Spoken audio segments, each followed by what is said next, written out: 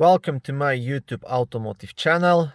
Today I'm sitting in a 2009 Chrysler Sebring and I will show you the location of the radio fuses and the cigarette lighter fuse. First open the hood, and the fuse box on this vehicle is located right here.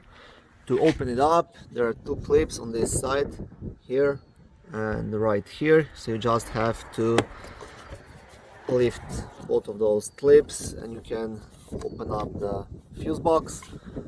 Now on the back of the cover there is a fuse diagram, but it will only show you the location of each fuse.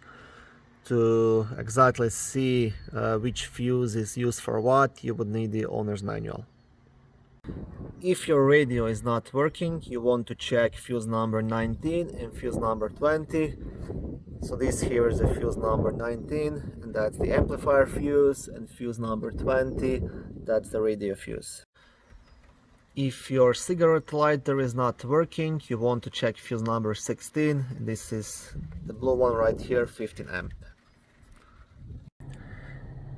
Thank you for watching this video. If it was helpful, please like it and subscribe to my channel. I try to post new videos daily. On my channel you can find lots of how-to videos, do-it-yourself videos, car reviews, product reviews, and general automotive topics.